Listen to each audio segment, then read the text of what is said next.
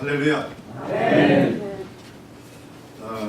저는 사실 지금 한 30대 좀 넘은 청년 같은데 이렇게 실버 선교에서 자꾸 저를 불러주는지 제가 좀 고민을 했습니다.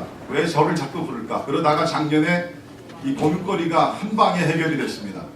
제 아내와 함께 여름에 여기 북쪽에 올라와서 냉면집을 갔어요. 그 냉면집은 들어가면서 주문을 해야 되고 돈을 미리 이렇게 지불을 해야 되더라고요. 그래가지고서 이제 날씨가 더워서 이제 물냉면을 2그릇 시키고 이제 앉아서 잘 먹고 차 타고 이제 1시간 정도 저희 이제 프린스턴 지역에 사니까 내려가면서 제 아내가 그러더라고요. 여보, 오늘 우리 물냉면 2그릇 먹었는데 가격이 좀 이상하게 나온 것 같아. 그래서 글쎄 뭘까? 그래가지고서 집에 들어가서 그 영수증을 딱 봤어요. 그랬더니 영수증을 보니까 물냉 1인분, 그 다음에 경로 물냉 1인분 경로 물냉 1인분 그것까지 좋은데 생각을 해보니까 경로를 줄 거면 2사람 다 주던지. 나중에 그 식당을 다시 가서 보니까 70세 이상은 경로 대우를 받더라고요. 그래서 내가 아직 60도 안 됐지만 사람들 보기에는 70이 넘어 보이는구나. 몇 년 전에 한국에 갔는데 우리 한국 가시면 아시지만 그 지하철 타게 되면은 경로석이 따로 있습니다. 그래서 이제 퇴근 시간 갔어요. 사람들이 많이 있어서 저도 이제 서서 가는데 그 경로석이 한 2자리가 비었어요. 근데 할머님이 저를 이렇게 보시더니 빨리 오라는 거예요. 그래서 저는 괜찮다고. 그때만 하더라도 벌써 한 7년 전이니까 더 젊었죠. 저 괜찮다고 그랬더니 할머니가 빨리 와서 여기 앉으라고. 그래서 저는 좀 괜찮다고 그랬더니 이 할머니가 마음이 급하셨는지 저를 와가지고서 붙들어 가면서 자기 옆에다가 갖다 앉히는 거예요. 그래서 야, 이거 50대 초반부터 경로 배우를 받는구나 했었는데 오늘도 와서 여러분 뵈니까 참 얼굴에 빛이 나시고요. 참 하나님을 사랑하고 또 잃어버린 영혼들을 사랑하는 마음을 제가 읽을 수 있습니다. 참 여러분들 보니까 제가 이런 마음이 좀 들어요. 뉴저지에 잘생기신 우리 모든 분들은 여기 와 앉아 계시는구나 그런 생각이 듭니다. 할렐루야. 네. 한번 우리 주변에 있는 분들과 이렇게 인사 나눕니다. 미모가 죄라면 당신은 사형감입니다. 한번 그렇게 인사 나누시겠습니까? 네, 미모가 죄라면 당신은 사형감입니다. 네, 미모가 죄라면 당신은 사형감입니다. 네, 벌써 얼굴이 많이 더 밝아지시는데 여러분 이런 말이 있죠. 우리는 성경을 읽지만 세상은 우리를 읽습니다. 이해가 되시죠? 우리는 성경을 읽지만 세상 사람들은 아직 하나님 모르니까 하나님을 믿는 우리를 믿는다는 것이에요. 그렇다 그러면 우리는 하나님 나라 대사이기 때문에 우리의 얼굴 표정도 환하고 밝고 빛되시고 소망이 넘치시고 기쁨을 주시는 하나님의 형상을 나타내야 될 줄 믿습니다. 우리 자체가 전도지라는 거. 우리 다시 한번 서로 얼굴 좀 보시면서 얼굴을 푹 피시면서 이렇게 인사 나누십니다. 전도지가 훤합니다. 네, 한번 그렇게 인사 나누십니다. 네, 전도지가 훤합니다. 네. 여러분 진짜 우리 자체가 전도지입니다. 네, 우리가 진짜 표정 하나하나 우리 예수 그리스도의 영광을 드러내고 복음을 나타내는 우리 모두가 될 수 있기를 간절히 바랍니다. 잠깐 기도하고 말씀 나눕니다. 고마우신 하나님 감사합니다. 오래전에 뉴저지의 실버 선교 학교를 시작하시고 그동안에 많은 졸업생들 또 많은 분들이 헌신하며 선교지로 나가시기도 하시고 선교 열정을 가지고 살게 하시니 감사합니다. 하나님이여 기도합니다. 오늘 시작하는 이 기도 하나님께서 함께 하셔서 의의 열매, 선한 열매, 아름다운 열매를 맺을 수 있도록 성령 하나님께서 시간마다 역사하여 주시옵소서. 불초한 정이 오늘 하나님의 말씀을 가지고 우리 사랑하는 성도님들 앞에서 말씀을 대언할 때에 사람의 말이 아니라 하나님의 말씀만 증거될 수 있도록 성령의 기름 부으심이 있게 하여 주옵소서. 주님께 이 시간을 의탁하옵고 존귀하신 예수님 이름으로 간절히 기도하옵나이다. 아멘. 하나님에게는 소원이 있습니다. 그 소원이 성경에 분명히 나타났는데요. 그 소원이 뭐냐면 모든 사람이 예수를 믿어 구원에 이르기를 원하신다. 믿으십니까? 네, 이것이 하나님의 소원인 줄 믿습니다. 이제 여러분께서 하나님의 소원을 가지고 남은 인생을 진짜 멋지게 가치 있게 의미 있게 살기 위해서 이 자리에 모이신 줄 믿습니다. 자, 하나님은 2000년부터 모든 사람, 모든 민족이 다 예수의 이름을 듣고 예수의 이름을 믿어 구원받기를 원하시는데 그 주님께서 소위 얘기하는 지상대명령을 주신 지가 2000년이 넘었죠. 그런데 아직 이것이 완성되지 못했습니다. 자, 그러면 그 명령과 약속을 주신 하나님께 문제가 있습니까? 아니면 약속을 성실하게 성취하지 못한 우리 그리스도인들에게 있습니다.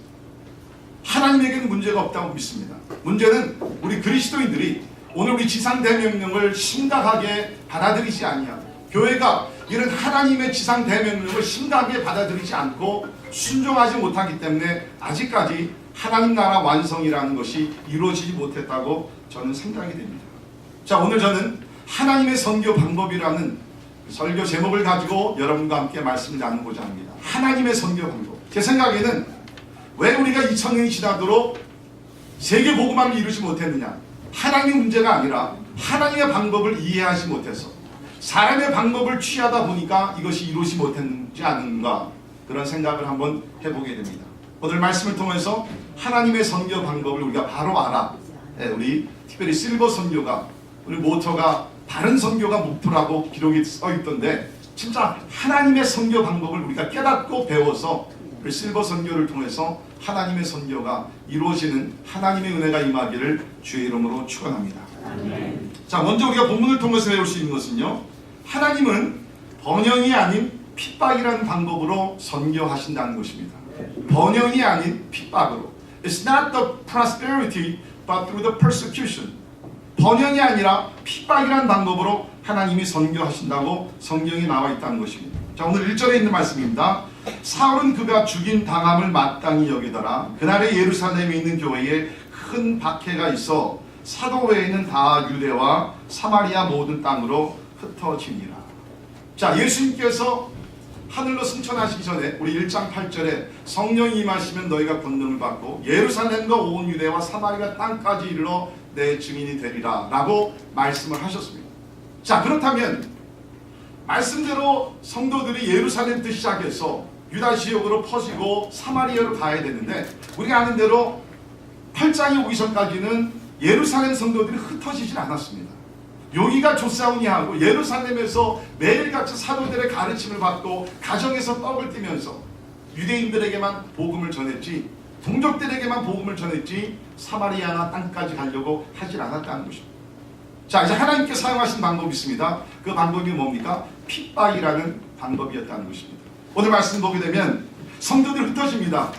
자원해서 선교학교를 수료해서 나간 것이 아니라 핍박 때문에 더 이상 예루살렘에 있으면 진짜 죽기 때문에 그 위기를 극복하기 위해서 도망간 것이에요.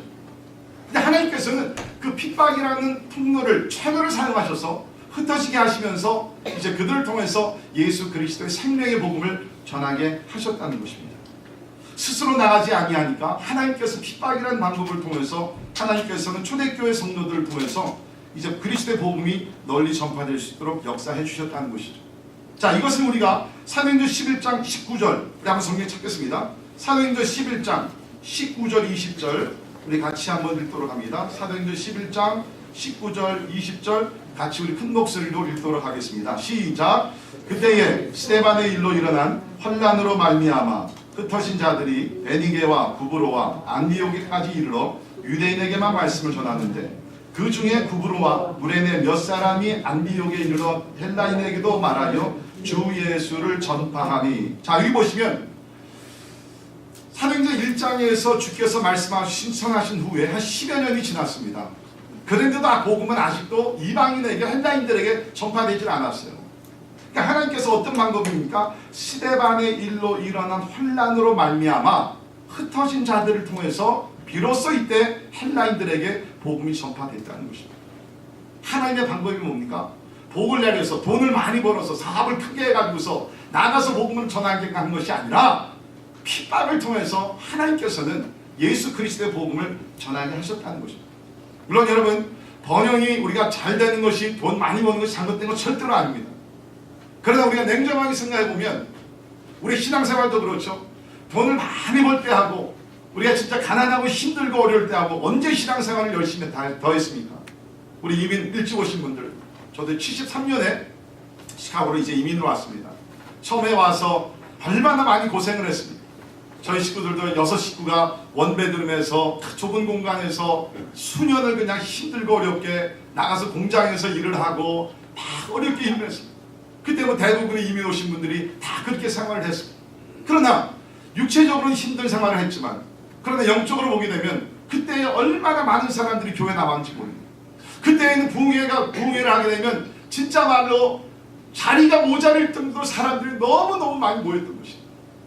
그런데 이제는 어떻습니까? 이민 역사가 40년, 50년 돼가면서 이제 사람들이 시간에 물질의 여유가 생기니까 요사에 보십시오. 부흥회 한다고 해두고서 뭐 교회가 몇 채웁니까? 아니, 돈이 많다 보면 나도 모르는가 나태해지고 싶고 하나님보다는 다른 것을 더 하고 싶은 마음이 훨씬 더 많은 것을 우리는 잘 알고 있습니다. 그래서 그런지 모르지만 오늘 본문 말씀도 보게 되면 하나님께서는 핍박이라는 그러한 채널을 통해서, 방법을 통해서 예수 그리스도의 복음을 전하게 하셨다는 것입니다.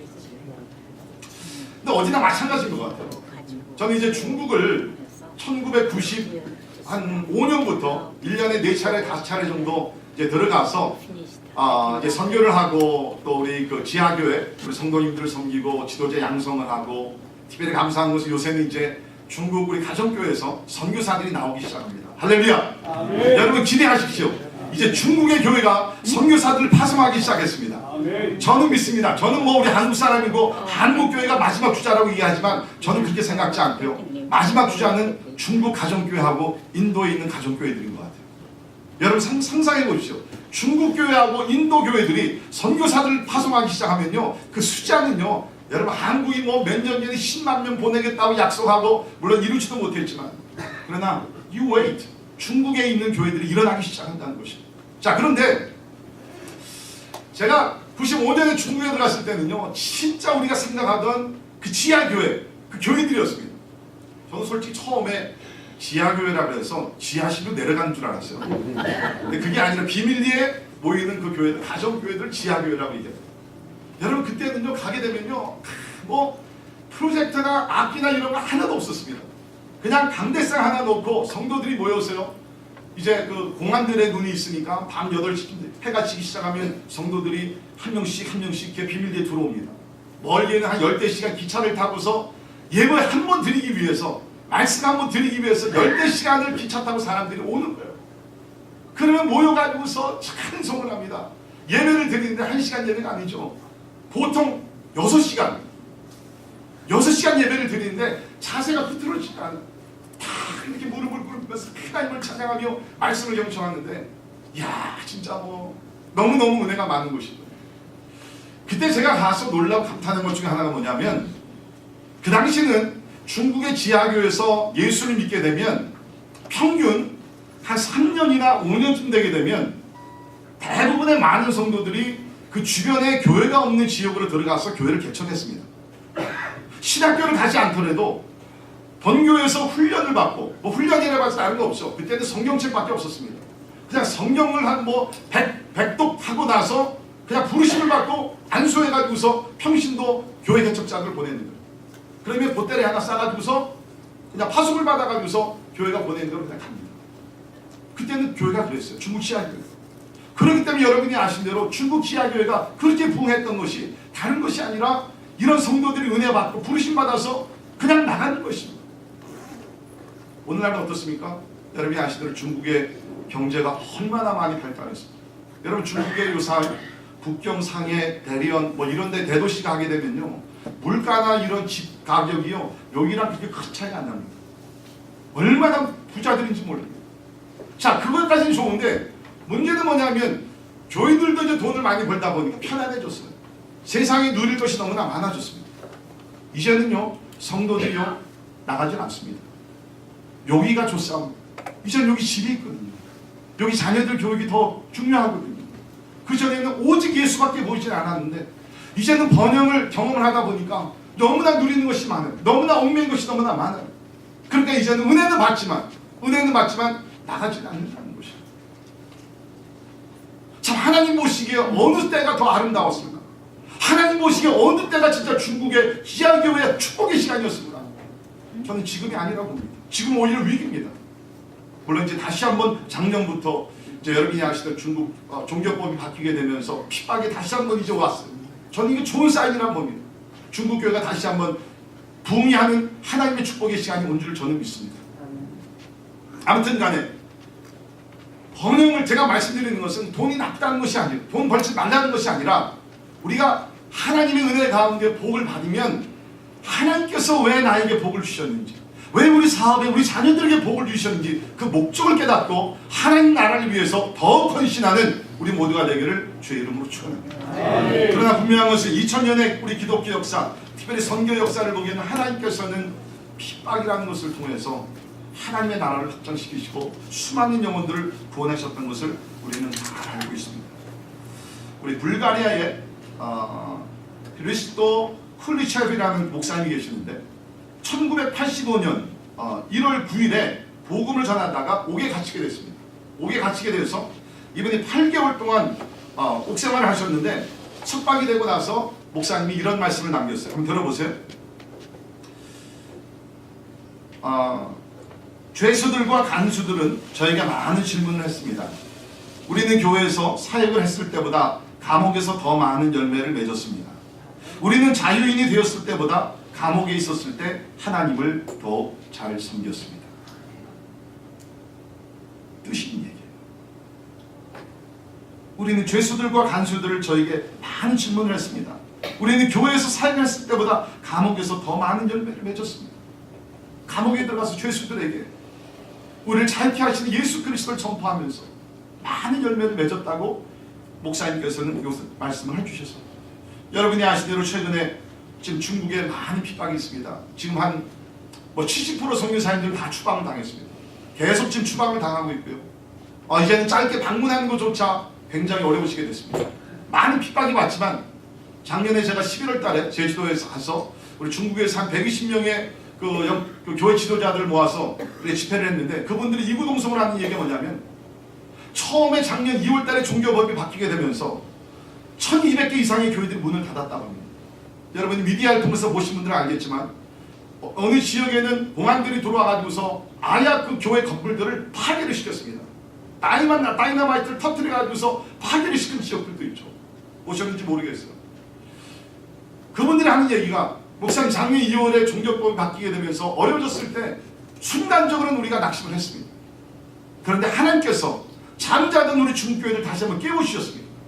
우리는 그 전에 문화혁명 때 일어났던 영적 부흥을 다시 한번 체험을 하고 있습니다. 그러면서 그들은 오히려 하나님을 기뻐했어요. 하나님을 찬양했어요. 하나님께서 우리 중국교회를 귀하게 여기신다고 하나님을 찬양하는 것을 들었습니다. 뿐만 아니죠. 요새 우리 이슬람권의 많은 교회들이 환난과 핍박 가운데 부흥을 많이 하고 있다는 소식을 우리가 듣게 됩니다. 제가 얼마 전에 뉴스를 통해서 읽었던 기사인데요. 지금 이란에 엄청난 부흥이 일어났다고 합니다. 이란 사람들은 10명이 전도받으면 9명이 성경책을 원하거나 기독교를 더 알고 싶어 한다고 합니다. 여러분 미국에서는요. 저희 교회에서도 이제 러커스 캠퍼스하고 여러 지역에 나가서 복음을 전하지만 미국은 오히려 문이 닫혀 있어요. 근데 여러분 공산권 이슬람권은요. 삼가배로 우리가 지혜롭게 가서 잘하게 되면 많은 사람들을 우리가 주님 앞으로 인도할 수 있습니다. 10명이 전도받으면 9명이 성경책을 원하거나 기독교를 더 알고 싶어 한다는 것입니다. 그 이란의 순교자 목사님 자녀 조셉 호세피아냐라는 선교사가 최근 한국을 방문해서 이런 이야기를 나눴습니다. 그 아버님께서 94년도에 순교를 하셨는데 그 당시에 그 이란의 기독교인 숫자가 2000명이었다고 합니다.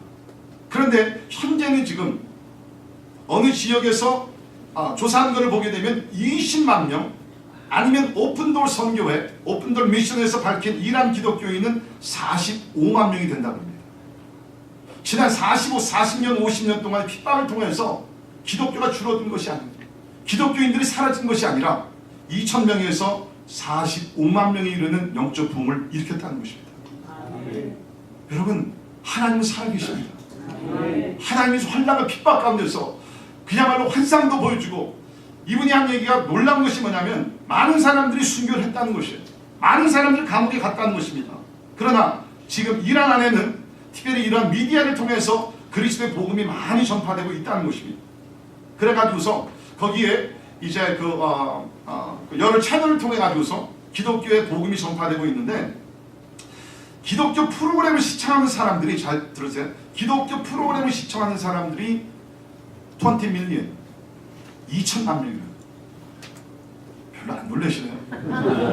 여러분, 이슬람 국가에서 기독교 채널을 방청하고 듣고 보는 사람들이 2천만 명이 있다는 것이죠. 이것이 우연이겠습니까?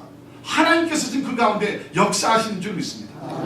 그렇기 때문에 여러분, 우리가 환난과 핍박을 받는 자들을 위해서 기도할 때는 하나님 환난과 핍박을 거둬가시는 것이 아니라 환난과 핍박 가운데도 신앙을 지키게 하시고 그 가운데 예수 그리스도의 복음이 전파되게 하여 주시옵소서. 우리는 그렇게 기도해야 될 줄 믿습니다.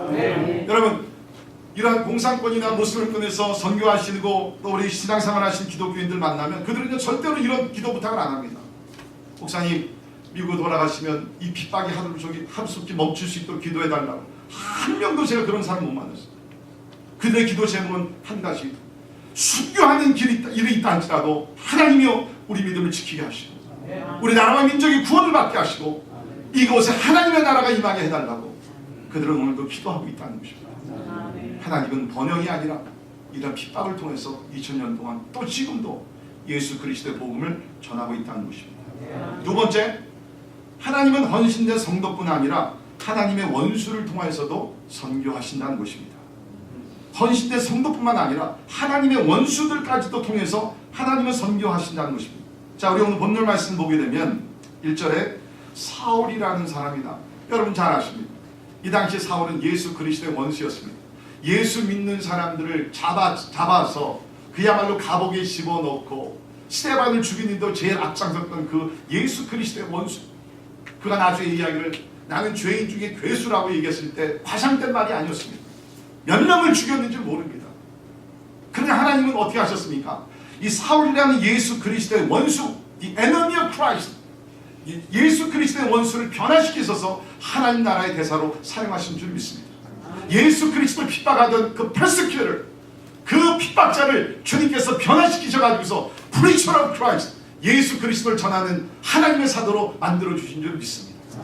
그렇기 때문에 우리는 비록 지금은 예수를 믿지 아니한다 할지라도 그분들을 포기하지만요, 주의 사랑으로 간구하고 기도하고 전도하다 보면 하나님께서 지금은 예수 그리스도의 원수가 될지 모르지만 멀지 않아 그 사람들을 변화시키셔서 하나님 나라의 대사들로 세우실 줄을 우리는 믿습니다. 우리 한국 기독교 역사를 보게 되면 이런 경우들이 사실 상당히 많이 있습니다.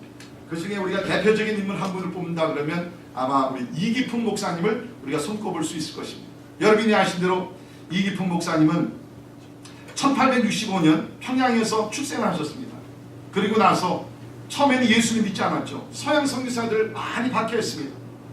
1890년 평양 서문통 내거리에서 노방전도를 하던 마페 선교사님에게 돌을 던져서 크게 다치게 한 것 잘 알려진 그런 에피소드입니다. 청일전쟁이 일어나자 원산으로 피난을 갔습니다. 그곳에서도 계속해서 서양 선교사들을 핍박했습니다. 그러는 가운데 전군보라는 전도인의 전도를 받아서 결국 예수 그리스도를 만나 이분이 회심을 하게 됩니다. 시간 후 얼마 지난 후에 마페 선교사를 찾아가서 자신의 잘못을 고백하며 용서를 구했다고 얘기합니다. 그 선교사님의 권면에 따라서 세례를 받게 되고 그 다음에는 평양 장로의 신학교에 입학을 해가지고서 하나님의 말씀을 공부를 한 그때에 이기풍 목사님이 최연소 신학생으로 입학하여 공부를 하셨다고 기록이 되어 있습니다. 그리고 나서 졸업하고 나서 길선주 목사님 이런 분들과 함께 목사 안수를 받고 그 당시는 최초의 한국 선교사로서 제주도로 파송을 받아서 가시는 것 여러분이 들으셨을 것입니다. 그러나 가는 길에 그 인천항을 출발하여 목포를 경유해 제주도로 가려고 했지만 목포에 도착해 보니까 풍랑이 너무 심해서 가족들을 목포에 남겨두고 본인 혼자 제주도로 들어가시게 됩니다. 가서 그리스도의 말씀을 전파하며 그야말로 쉬지 않고 말씀을 전하시다가 성대가 막혀서 말이 잘 나오지 않을 뿐만 아니라 관절염과 귀병과 여러 가지 병으로 고생을 하셔가지고서 결국엔 서울에 올라오셔서 얼마 동안 또 치료를 받게 됩니다. 그러나 그리스도 복음을 전하는 것을 포기하지 아니하시고 1934년 칠순의 노고를 이끌고 아무도 가기 싫어하는 그러한 도서벽지 여수군 남면 우왕리라는 작은 섬에 복음을 전파하러 또 들어가시게 됩니다. 자기 몸을 아끼지 아니하고 한때는 예수 그리스도의 원수였지만 실순에 넘은 그 실버 선교사입니다. 예수 그리스도의 복음을 들고 그곳에 들어가면서 복음을 전파하죠.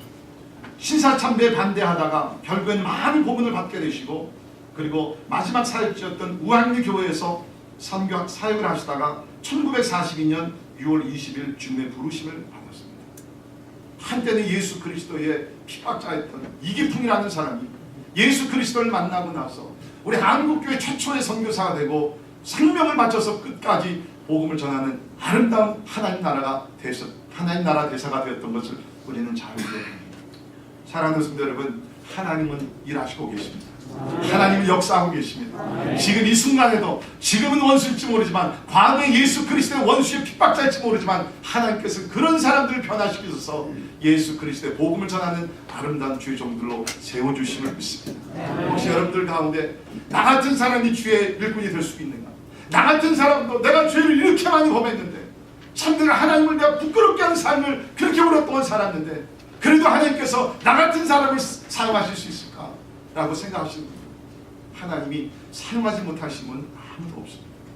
여러분의 삶을 주님께 들으신다만 하면 하나님께서 여러분을 들으셔서 우리 이기평 목사와 같이 사도 바울과 같이 복음을 전하는 아름다운 예수 그리스도의 증인으로 만들어 주실 줄을 믿습니다. 세 번째, 하나님은 목사 선교사뿐 아니라 평신도들을 통하여 선교하신다는 것입니다.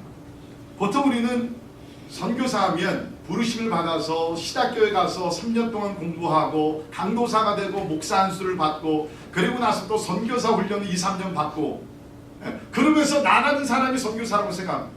물론 목사 선교사도 우리에게 필요합니다. 하나님의 말씀을 가르치며 목양을 하며 하는 우리 목사 선교사들도 필요합니다. 그러나 오늘 본문 말씀을 보게 되면 누가 나가서 선교했습니까?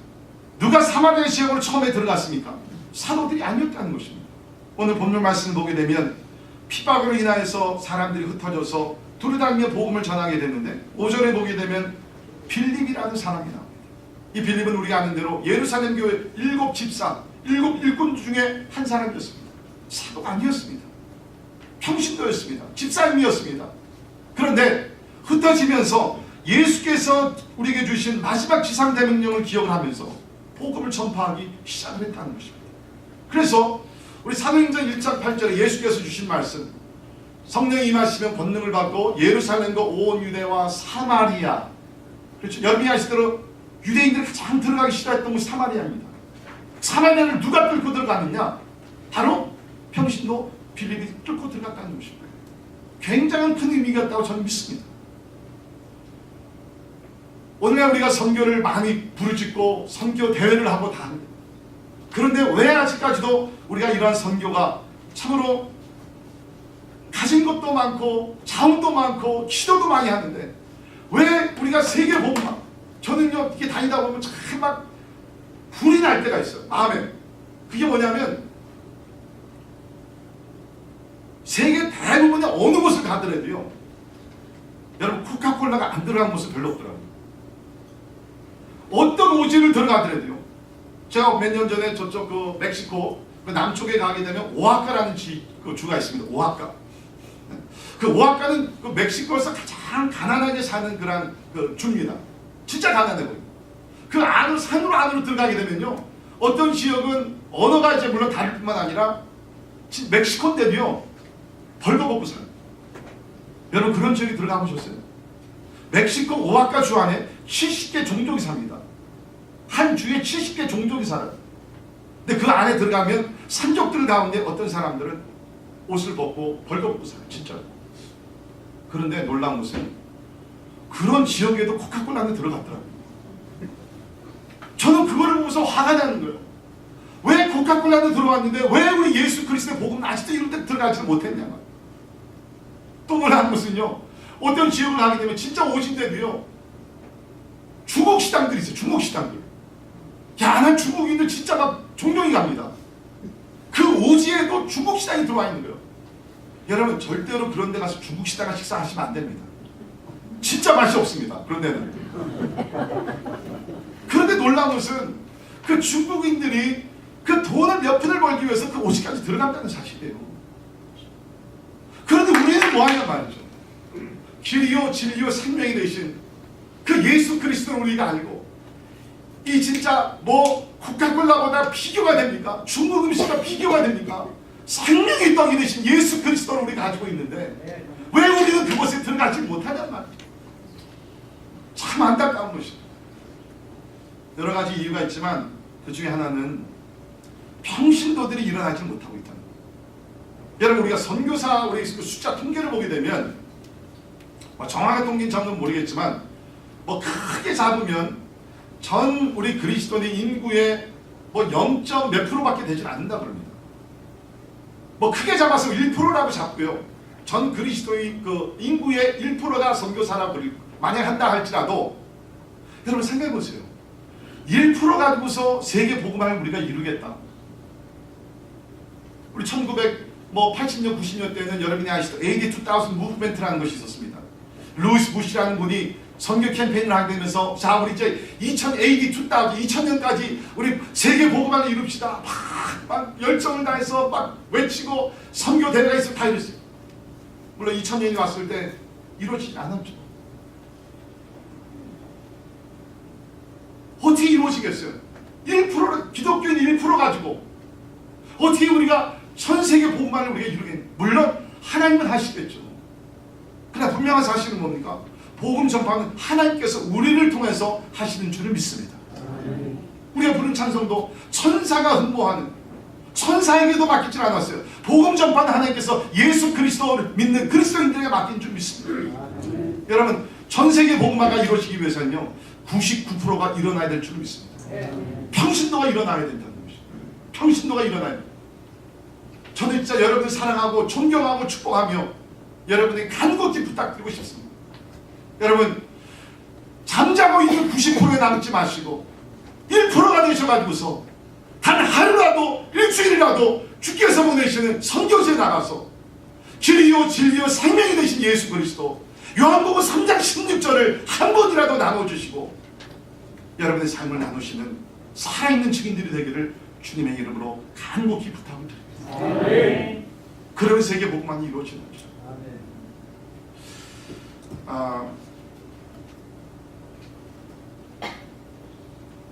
2년 전 저희 교회가 이제 과테말라에 저희도 이제 그 과테말라에 단기 선교팀을 매년 보내는데요. 단기 팀을 보냈는데 보통은 이제 뭐 우리 젊은 사람들이 주로 이제 갔는데 그 해에는 좀 이렇게 나이 드신 분들이 이렇게 그 단기 선교팀을 갔어요. 10분이 가셨는데 우리가 나이를 이렇게 계산을 해보니까 평균 연령이 62세가 되더라고요. 그래가지고 조금은 염려했습니다. 왜냐면 저희들이 이제 과테말라에 가는 지역들은 좀 이렇게 그 산 쪽으로 들어가서 깨치족, 볶음족이라는 그 종족들이 있는 곳에 들어갔는데 뭐 길도 없고 굉장히 험한 지역입니다. 어떤 지역에 들어가면 캐톨릭들이 핍박을 해가지고서 막 돌을 던지고 막 그런 지역이에요. 그러니까 저기 62세 대신 이제 그 장년들이 이제 들어가는 거니까 저도 좀 걱정을 해서 저도 이제 물론 같이 갔지만 그런데요 그 어느 해보다 선교를 잘했어요. 저는 거기서 희망을 찾았습니다. 아, 이 선교는 진짜 누구든지 할 수 있는 것이에요. 그러면서 제가 생각을 해봤습니다. 특별히 우리 실버 선교를 지금 우리가 그 운동을 일으키고 있는데 제가 가만히 보니까요 실버 선교사들이 가지고 있는 그 장점이 있습니다. 젊은 분들이 이건 가질 수 없는 장점입니다. 첫째는 뭐냐면 실버 선교사들은 현지 적응을 그 누구보다 잘하더라고요. 진짜 대부분이 이제 우리 교회에서도 이제 나이 드신 분들 모시고 이제 뭐 중국도 가고 인도네시아도 가고 이제 가서 보면 다 이구동성을 한 얘기가 뭐냐면 목사님 이 환경이 낯설지 않다는 거예요. 우리가 50년대 60년대 이렇게 살았다는 거예요. 그래서 굉장히 향수에 젖으셔가지고서 막 좋아하세요.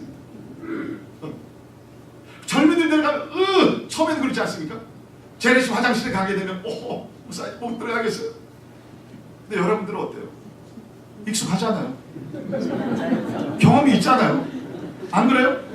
그 냄새가 좋잖아요.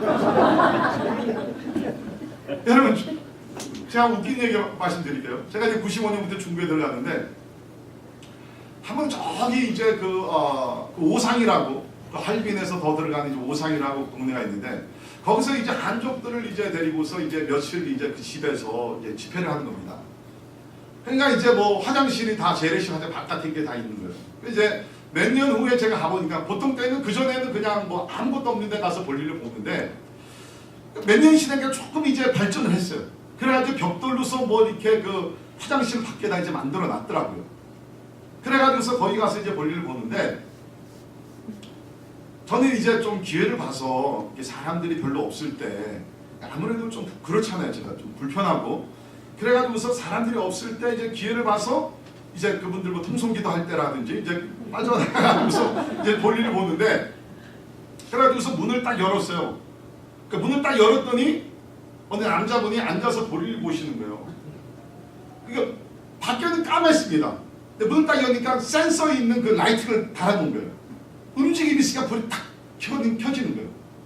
근데 그분이 앉으셔가지고서 볼일을 보고 그 옆에 또 구멍이 또 하나 있는 거예요. 그러면서 이제 저는 중국말을 잘 못하니까 그분이 이제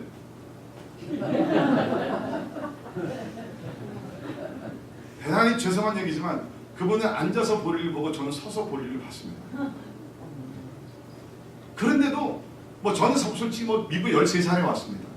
저는 뭐 그런 시대는 겪지는 않았지만 그렇다 할지라도 저도 60년대 한국에 살았기 때문에 별로 그렇게 불편함이 없어요. 불편함이 없어요. 또 이렇게 뭐 강사가 왔다 그래가지고서 장작불을 떼가지고서 이제 그 온돌빵 기억나시죠? 장작불을 떼가지고서 온돌빵을 이제 따뜻하게 놓고 강사님 오셨으니까 여기 그 뭐라 그러죠? 거기 제일 아래 구멍에다가 이렇게 목사님 여기 누우시면 아주 몸이 잘 풀릴 겁니다. 그러니까 저는 뭐 그냥 온돌빵이 산 기억이 별로 없거든요. 그래서 그런 줄 알고 요를 깔아놓고서 자는데 한 새벽 2시 되니까 막 뜨거워가지고서 와 아주 뭐 고생한 적도 없지 않아 있지만 그러나 여러분 대부분의 여러분들은요 그러한 좀 열악한 환경에서 잘하셨고 이것이 낯설지 않아요. 이게 우리 실버들이 가지고 있는 장점이라고 저는 생각이 듭니다. 현지적으로 그 누구보다 빨리 쉬게 할 수 있어요. 또 한 가지는 우리 실버들을 보면 현지인들과 쉽게 관계를 맺더라고요. 이 언어는 좀 힘들지 모르지만 아까도 여러분 뭐 스페니쉬로 찬양을 하셨지만 모르시잖아요. 대부분이 그냥 한국말 읽으신 거 아니에요? 맞죠? 언어는 솔직히 안 됩니다. 그런데 여러분 낙심하지 마세요. 언어라는 것은요 말로 하는 언어가 있지만 여러분이 아시대로 바디 랭귀지가 있습니다. 우리가 말로 하는 언어는요 언어학자들이 이야기한다면 한 25%밖에 안 된다는 거예요. 그 외에 바디 랭귀지가 훨씬 더 많이 영향을 미친다. 제가 시카고 있을 때 기도를 많이 하시고 선교도 막 하셨던 나이 드신 권사님 박정수 권사님이라고 있어요. 이번 진짜 기도를 많이 하시고 저와 선교 지도 여러 차례 저쪽 우즈베키스탄도 가고 막 그랬는데 이분은요 선교를 어떻게 하냐면요 미국에서도 그렇고 외국에 나가서도 말이 안 되시니까 선교를 어떻게 하냐면 기도를 많이 하시고 그 다음에 가서는 그냥 이렇게 허그를 해주세요. 조금만 하는 분이신데 가서 허그를 하는데 그냥 마음 주무시면서 기도하는 마음 기도하면서 하나님 이 할머니를 사랑합니다. 이 할머니를 축복하시고 구원받게 하시고 시카고 있을 때도 이분이요 중국 사람 사는 그 아파트촌에 가가지고서 만나는 중국 할머니들마다 안고서 그냥 다 기도만 해주는 거예요. 희한하게요 heart to heart 가슴에서 가슴으로 하나님의 사랑이 전달되더라고요. 한 번 안아주고 중국 그냥 전도지 하나 나누시면요 전도가 그냥 이루어지더라고요. 관계를 그렇게 잘 맺어요.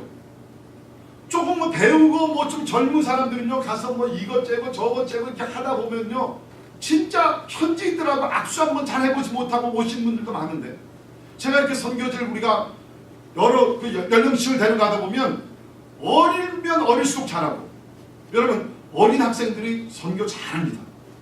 관계를 잘 맺습니다. 그리고 나서는 나이 드신 분들이 관계를 잘 맺어요. 뿐만 아니라 관계를 맺을 때 아무래도 여러분들은 나이가 있으시니까 그분들에게 쉽게 존경도 받고 인정을 받습니다. 진짜로 대부분의 우리나라 마찬가지지만 대부분의 모든 나라들이 가면요, 나이 드신 분들에 대한 어떠한 리스펙트, 존경이 있어요. 젊은 사람이 가서 복음을 전하는 것보다 여러분들께 가서 복음을 전하면요, 여러분이 나이가 있기 때문에 훨씬 더 복음이 잘 들어갈 수도 있다는 거예요. 네. 또 한 가지 제가 보면 우리 평신도 선교사들이 들어가면 현지인들에게 실제적인 도움을 많이 주더라고요. 실제적인 도움. 저도 목사지만 그 목사 안수 받은 선교사님들은요, 들어가게 되면 항상 생각하는 것이 있습니다. 가서 뭐를 세우려고 그럽니까? 네? 교회를 개척하고 또 뭐는 뭐요? 신학교. 그렇죠. 목사님들 머리에는 그 두 가지밖에 없어요. 교회 개척하고 신학교. 물론 필요합니다. 교회를 세워야 됩니다. 주님께서 내 교회를 세우신다고 교회를 통해서 하나님의 나라 확장되는 건 분명합니다. 그런데 여러분, 제가 선교지를 다니다 보니까 특별히 소위 얘기하는 그 접근하기 어려운 지역들, 그렇죠? 문이 닫힌 그런 선교지들, 그런 데들은요, 가서 교회 개척 먼저 못합니다. 여러분, 예수님께서 복음 전하실 때도 예수님께서 병든 자를 고쳐주셨고 굶주린 자들 먹여주셨습니다. 믿으십니까? 그러면서 교회가 점점 세워지는 것입니다. 특별히 문이 닫힌 공산권이나 모슬림권이나 이런 데들은요, 들어가서 실제적으로 저들의 삶에 도움을 줘야 돼요. 도움을 주지 않으면 저들이 절대로 문을 열지 않습니다. 도움을 주면 문을 열습니다. 제가 이제 다음 주 월요일날 이제 IT 우리 그 단기 선교 또 이제 우리 교회 팀하고 또 이번에 우리 필그림 선교교회 우리 몇 분이 같이 가게 됐는데, 여러분이 아신 대로 IT는 전 세계에서 가장 가난한 나라입니다. 진짜 저도 듣다가 몇 년 전에 갔을 때 너무 놀랐어요. 하루에 한 끼도 제대로 먹지 못해요. 저는요, 그게 과장된 얘기인 줄 알아요. 진짜로 선교사님들이 괜히 그냥 와서 감정적으로 우리에게 어떠한 그 도전을 하기 위해서 그렇게 얘기하는 줄 알았는데, 진짜 제가 가보니까요, 물론 수도에 사는 포르프린스의 수도에 사는 잘 사는 사람들은 좀 다르지만 조금 수도 지역을 벗어나게 되면 하루에 한 끼도 제대로 못 먹는 사람들이 대부분이에요. 어린아이들이 한 끼 제대로도 못 먹어요. 그런 지역을 거기 이제 현지인 우리 그 선교사님이 계세요. 보셋이라는 선교사님인데 이분은 예수 전도단에서 훈련을 받으시고 자기가 살던 고향을 떠나서 더 가난한 지역으로 들어가서 한 10년 전쯤에 들어가서 이제 복음을 전하러 들어가는 것이에요. 근데 여러분이 아시는 대로 그 IT라는 나라는요, 이 부두교가 완전히 장악하고 있는 나라입니다. 부두교 들어보셨어요? 부두교는 한마디로 얘기하면 저주의 영이 있는 곳이 부두교입니다. 아프리카에서 시작이 돼가지고서 그것이 이제 특별히 그 IT의 그러니까 그 나라는요, 그러니까 지금 그렇게 가난하게 사는 이유 중에 하나가 제 생각에는 그래요. 부두교의 그 저주의 영이 가득 차 있는 것이에요. 그러니까 거기 가면요, 사람들이요, 부두교의 저주의 the spirit of curse, 저주의 영 때문에 사람들이 벌벌 떨어요. 더 안타까운 것은 부두교의 사제들이 그 가난한 나라의 농민들이 얻는 수확을 70%를 가져갑니다. 얼마나 악한 사람들이에요. 그렇게 가난한 사람들에게 70%를 그 사람들이 부두교의 소위 얘기한 프리스트들이죠, 뺏어가는 거예요. 그래도 줄 수밖에 없어요. 왜냐하면 안 주면 그 소위 얘기하는 그 프리스트 그 부두교의 사제들이 프리스트들이 저주를 하면 그 저주가 무섭기 때문에 70%를 줄 수밖에 없다는 그 사람들이. 자, 그런데 여러분, 그 보셋이라는 목사님이 이제 어느 지역에 루븐이라는 지역에 들어갑니다. 들어갔더니 거기 있는 그 동네에 어떤 그 추장 같은 사람이죠. 그 최고 지도자가 들어오지 못하게 막는 거예요. 당신이 왜 여기 들어오겠느냐? 들어오지 못하게 하는 거예요. 그래서 이분은 그곳에 들어가서 밖에서 몇 주를 지내는 거예요. 밖에서 몇 주를 지냈는데 하루는 어떤 청년 몇 명이 오더니 당신 여기서 나가지 않으면 죽인다 그러는 거예요. 그래가지고 진짜 총을 꺼내가지고서 이 보센 목사님한테 총을 겨눈 거야. 당신 여기가 떠나지 않으면 죽이겠다. 그래서 나는 죽을 각오를 하고 여기 들어왔다. 죽이려면 죽여라. 그랬더니 방아쇠를 당기는 거예요. 방아쇠를 탁 당겼는데 총알이 안 나가요. 분명히 총알이 들어가 있는데 하나님께서 지켜주신 줄 믿습니다. 자, 그랬는데 그럼 어떻게 그런 지역에 복음의 문이 열렸느냐? 교회를 원체 못 세웠어요. 그분들이 하는 얘기가 당신들이 만약에 들어와서 여기에서 학교를 세우시면, 우리 자녀들이 있는데 우리 학교가 없다. 학교를 세우시면 들어오게 허락을 해주겠다. 그리고 우리 식량이 없다. 당신들이 들어와서 우리 먹을 거를 좀 생계를 해결해 주면 우리 예측하면 들어오도록 허락을 해주겠다. 바로 그때 미국에서 나가신 우리 유경민 선교사님이라고 평신도 선교사입니다. 그분이 지금 거의 70이 되셨습니다. 그 보센 목사님이 유경민 선교사님을 만나게 되고 이 유경민 평신도 선교사를 통해서 거기서 물공장을 세우게 되고 이제 빵공장을 우리가 세우려고 준비하고 있고 학교가 시작이 됐습니다. 할렐루야. 아멘. 그러면서 지금 300명이 넘는 아이들이 거기서 공부를 하고 있어요. 아멘. 공부를 하면서 하나님 말씀을 지금 배우고 있어요. 아멘. 그런데 제 포인트는 뭐냐면 그런 지역에는 들어가서 빵공장을 세워야 돼요. 그런 지역에 들어가서는 병원도 세워야 돼요. 학교도 필요합니다. 그런데 저와 같은 목사 선교사들은요 할 줄은 몰라요. 우리는 매번 그냥 계속해서 하는 것이 말씀만 공부하고 말씀만 가르쳤기 때문에. 그러나 우리 유경민 선교사님은 벌써 딱 들어가니까 어떻게 하는 거다, 물공장을 세우고 양계장을 만들어가지고 생계를 이어가고 다 그림이 막 팍팍팍 나오더라고요. 들어가신 지 한 7년밖에 안 됐는데 얼마나 많은 일을 하고 있는지 몰라요. 저는 그 모습을 보면서 평신도 선교사들이 이렇게 귀하다. 평신도 선교사들이 우리 풀타임 우리 목회자 선교사하고 파트너십이 되게 된다 그러면 하나님의 말씀과 우리가 그야말로 저들의 필요한 육의 양식도 공급하면서 균형 잡힌 선교를 하게 되면 하나님의 영광이 드러나고 총체적인 선교가 아름답게 이루어지게 될 줄 믿습니다. 여러분, you have the capacity and you have the capability. 여러분은 그걸 할 수 있는 능력과 모든 것을 갖추셨어요.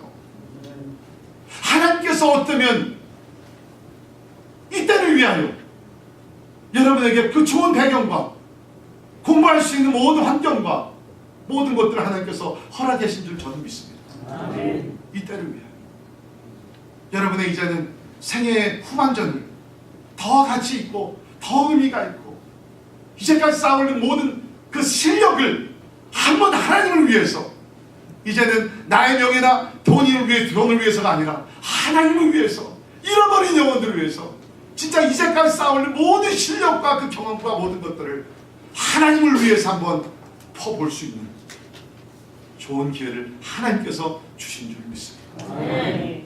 하나님은 사도 같은 목사님 같은 그런 선교사들 뿐만 아니라 평신도들 일으키셔가지고서 하나님께서 선교를 하신다는 거죠.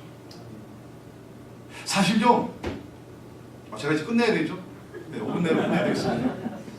네, 제가 하나님께로 받지 못한 은사 중에 하나가 뭐냐면 이 설교를 짧게 하는 은사를 제가 못 받았어요. 그냥 네, 우리 교회 성도들 기도를 많이 하고 있는데 아직까지는 그게 나타나고 있지 않아요.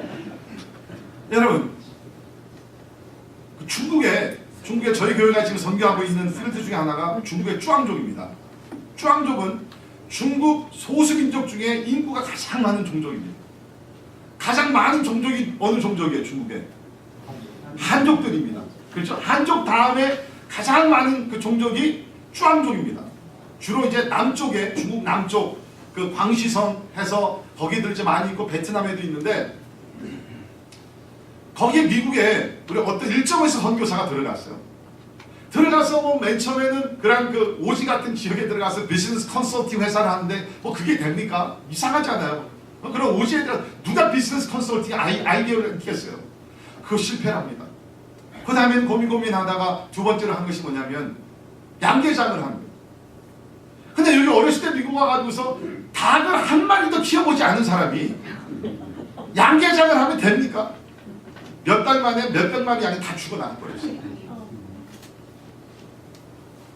그 후에 다른 우리 실버 선교사가 들어가서 양계장뿐만 아니라 그곳에서 학교도 잘 세우고 얼마나 잘하는지.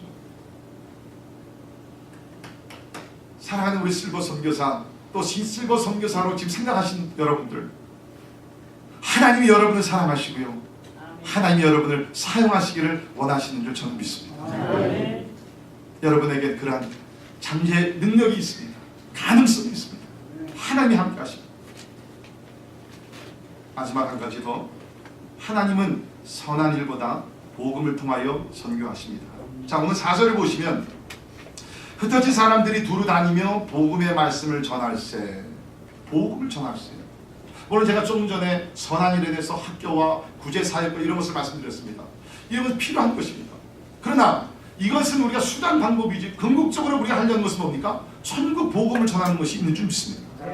여러분, 이번에 선교지 가게 되면 절대로 그런 마인드를 가지고 가지 마십시오. 가서 보게 되면 다 열악합니다. 왜 저렇게 먹지? 왜 저렇게 비위생적으로 살지? 그렇죠? 맨발 먹고 다니는 애들 보면 진짜 마음이 아프고, 물론 우리가 도와주고 싶은 마음은 있습니다. 그렇죠? 우리 생활 수준에 비하면 진짜 비위생적이고 막 부족한 것이 많죠. 그러나 여러분, 우리는 그곳에 가서 그들의 문화를 바꾸기 위해서, 생활 방식을 바꾸기 위해서 가는 건 절대로 아니라는 것입니다. 그분들은 나름대로 행복해요. 여러분, 그걸 아셔야 돼요. 우리가 보기에는 불쌍하죠. 그러나 우리 과테말라에 가서 우리 아이들 신발도 없이 맨발로 그 흙을 밟으면서 다니는 아이들 보십시오. 미국에서 하루 종일 하루 8시간씩 셀폰과 인터넷 앞에서 그냥 중독되어 있는 아이들보다 얼굴이 얼마나 밝은지 몰라요. 진짜로요. 우리의 행복 기준을 가지고 가서 그들에게 임포스하려고 그러지 마십시오. 저들 나름대로 저들의 생활권에서, 문화 가운데서 충분한 행복을 느끼고 살고 있을지 모릅니다. 그럼 우리가 왜 가서 생명의 복음을 전하기 위해서 가는 것이에요. 생명의 복음을 전하기 위해서. 저희 교회 선교지 가게 되면 가장 많은 시간을 도어투더 이벤저리즘, 가오, 우리 힘을 두드리면서 복음을 전하는 일을 합니다. 가서 우리가 뭐 찬양도 하고 무슨 뭐 야외 집회도 다 하지만 가장 많은 시간은 집집이 다니면서 요한복음 3장 16절을 가지고 복음을 전합니다. 수많은 사람들이 예수 그리스도를 믿게 되고, 그때 병든 자들이 고침을 받게 되고, 귀신을 쫓김을 받게 되며 하나님의 나라가 임하는 것을 보게 됩니다. 여러분, 통역관을 사용하셔라도 나가서 복음을 전하십시오. 돈을 주려고 그러지 마시고 생명의 떡을 주시고 오시기를 주의 이름으로 부탁합니다. 우리 특별히 미국에서 하는 사람들은 가면 자꾸 뭐 돈을 주려고 그러고 빵을 주려고 그러고 옷을 주려고 그러고. 여러분, 현지인 목사님들이 원하는 그게 아니에요. 현지인 목사님들이 원하는 것은 복음을 전하기를 원합니다. 여러분 잘 들으세요. 여러분이 만약에 가서 여러분이 그냥 진짜 내가 한 번 왔는데 난 다 주고 싶은 마음이 충분히 이해돼요. 근데 여러분께서 만약에 가가지고서 그냥 돈만 주고 막 이런 것만 다 주고 오게 되면 그 다음부터는요, 현지인 교회가 감당이 안 됩니다. 현지인 교회가 감당이. 아, 기독교는 예수 믿으면 돈을 준, 교회 가면 돈을 주는구나. 그 개념이 들어가게 되면요, 그 교회는 그다음부터 망하기 시작합니다. 과테말라에 갔더니 현지인 목사님, 에드갈 목사님, 저에게 그런 얘기 했어요. 목사님, 절대로 성경을 나눠주기 전에 빵을 주지 마십시오. 성경을 주기 전에 빵을 주지 말라는 거죠. 그런데 생명의 복음을 전하기 위해서 그곳에 들어간 줄을 믿습니다. 예수께서 우리에게 분부하신 것이 뭡니까? 온 천하에 다니며 만민에게 복음을 전파. 복음 전파. 여러분, 열악한 환경에 사시는 분들, 솔직히 우리가, 저도 IT 기업에 우리 많은 물건들을 갖고 들어가긴 하지만 그것이 그분들에게 얼마나 도움이 되겠어요? really? 얼마나 도움이 되겠어요? 오히려 그것보다 우리가 진짜 복음도 떡도 나눠주지만 생명의 복음을 전해서 그들이 비록 이 땅에서는 50년, 70년, 100년을 좀 힘들고 어렵게 산다 할지라도 영원한 천국에 들어가서 슬픔과 고통과 죽음과 아픔이 없는 천국에 들어가서 영생을 누리게 된다 그러면 얼마나 그것이 진짜 가치 있는 선교가 되겠습니까? 여러분 딴 거 전하지 마십시오. 복음을 전하시기를 간절히 바랍니다. 제가 몇 년 전 중국에 가서 사역을 하면서 미국에 오신 한 장로님을 만났습니다. 이분은 혼자 중국에 오셨는데 송장로님이라는 분인데 시카고에서 오신 분이에요. 혼자 오셨더라고요. 장로님 여기 어떻게 오셨습니까? 아 목사님 저 1년에 몇 차례 여기 와서 개인 전도합니다. 그래서 중국말을 좀 하세요? 아니요 그냥 한자 조금 합니다. 어떻게 전도하세요? 그랬더니 그 장로님이 하신 얘기가 목사님 아시다시피 이 중부해군 기차를 타면 이쪽 끝에서 저쪽 끝까지 가려면 한 며칠이 걸리지 않습니까? 그럼 기차를 타고 저는 이제 자리에 앉아가지고서 며칠을 이 기차 내에 있는 사람들과 같이 갑니다. 그러면 적어도 거기 좌석이 다리에 있으니까 양옆에 있는 사람들, 주변에 있는 사람들을 한 이틀 정도를 같이 기차 안에서 보낸다. 그러면 이 얘기 저 얘기 막 안 되는 순발 다 쓰고 한자 써가면서 그러면서 복음을 전한다. 그래서 제가 물어봤어요. 장로님, 그럼 장로님 기차까지 중국에 오셔가지고서 몇 명에게 복음을 전했습니까? 목사님 뭐 몇 명 되지 않습니까? 아니 몇 명에게 복음을 전했습니까?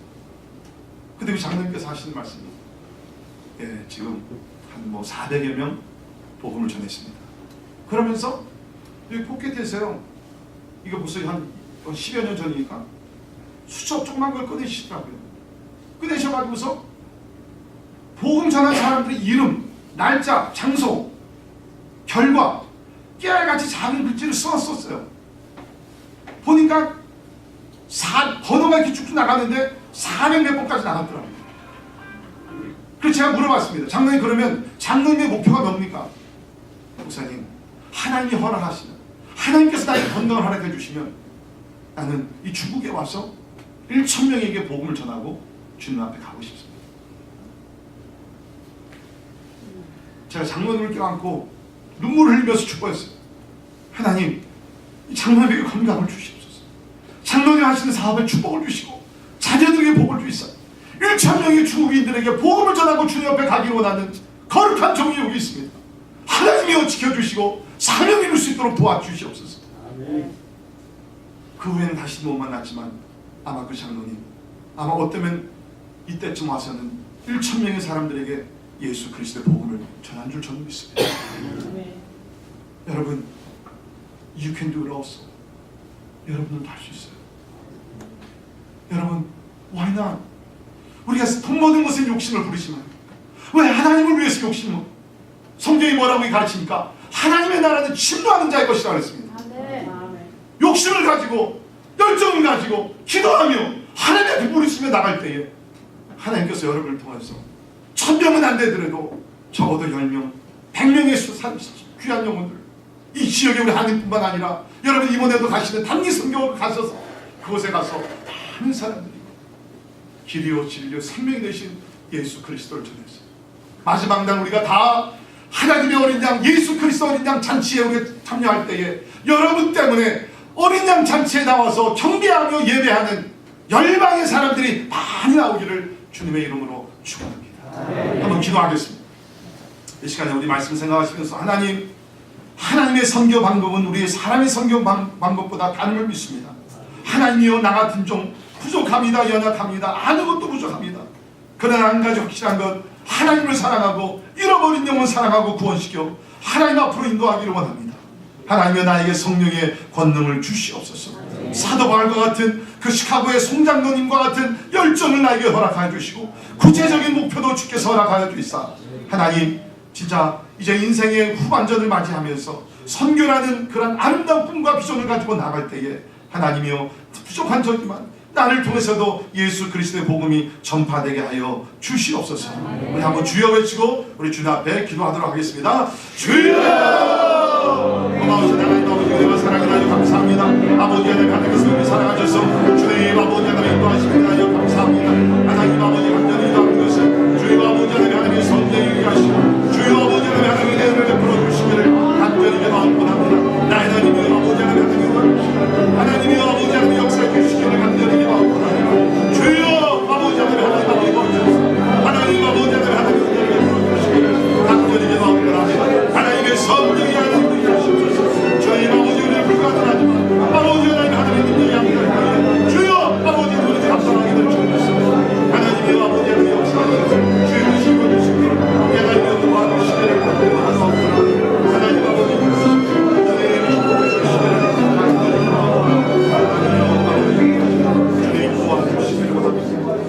모든 사람이 예수를 믿어 구원받기를 원하신 하나님의 소원을 풀어드리는 우리가 되기를 간절히 기도합니다. 하나님이여, 여기 우리 실버 선교사들이 있습니다. 하나님 성령으로 기름 부어 주시옵소서. 예수 그리스도의 심장을 가지고 하나님께서 보내시는 어느 곳이라도 가서 하나님이 우리 생애를 헌신하며 복음을 전할 수 있도록 하나님 도와주시옵소서. 하나님, 이때를 위하여 이제까지 우리를 준비하심을 믿습니다. 주여, 우리를 사용하여 주시옵소서. 예수 그리스도의 손과 발이 되게 도와주시고 예수 그리스도의 입이 되게 하여 주시사 하나님, 우리가 나아가서 복음을 전하여 한 영혼, 한 가정, 한 종족이라도 주님 앞으로 인도하는 우리 실버 선교사들이 다 될 수 있도록 은혜를 더하여 주시옵소서. 예수님 이름으로 간절히 기도하옵나이다.